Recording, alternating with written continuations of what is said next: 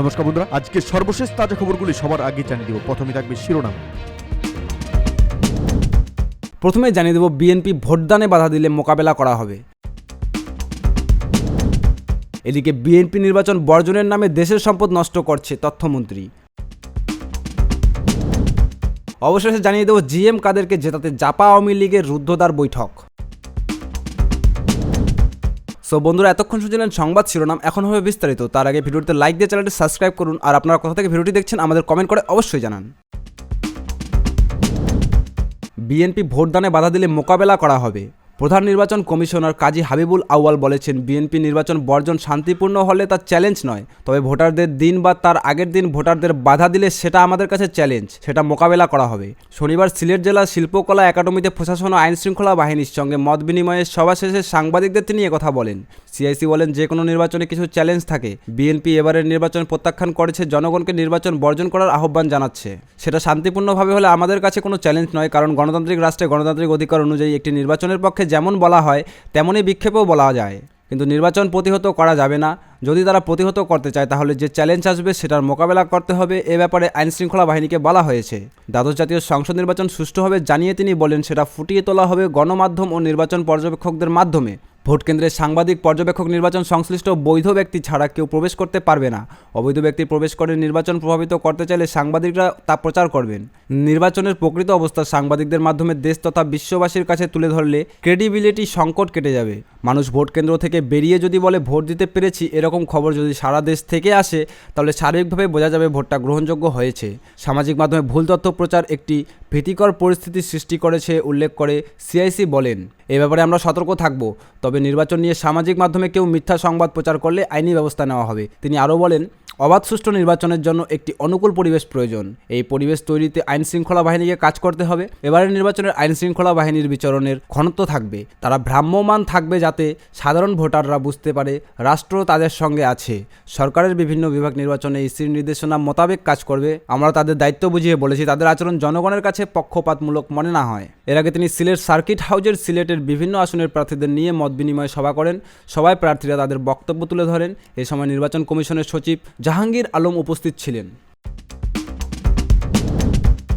BNP নির্বাচন বর্জনের নামে দেশের সম্পদ নষ্ট করছে তথ্যমন্ত্রী। তথ্য ও সম্প্রচার মন্ত্রী এবং আওয়ামী লীগের যুগ্ম সাধারণ সম্পাদক হাছান মাহমুদ বলেছেন, বিএনপি নির্বাচন বর্জনের নামে দেশের সম্পদ নষ্ট করছে।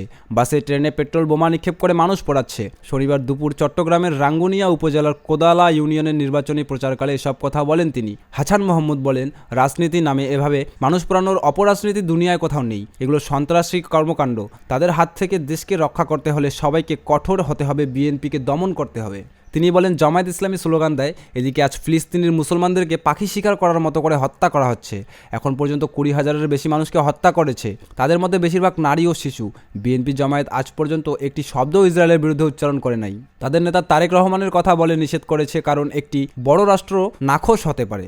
নিজ নির্বাচনী এলাকায় মানুষের উদ্দেশ্যে মন্ত্রী বলেন, আমি কোনো অপকার করি নাই, কারো অপকার করা আমার ধর্ম নয়। আপনারা জানেন, রাঙ্গুনিয়ার কোনো পাগল বা ভিক্ষুক যদি আমার গাড়ির সামনে হাত দেখায়, আমার গাড়ি দাঁড়ায়, আমি গাড়ি থামিয়ে কথা বলি। প্রধানমন্ত্রী আমাকে দেশের গুরুত্বপূর্ণ মন্ত্রণালয়ের দায়িত্ব দিয়ে মন্ত্রিসভায় এবং দলের মধ্যেও সিনিয়র পজিশনে বসিয়েছেন।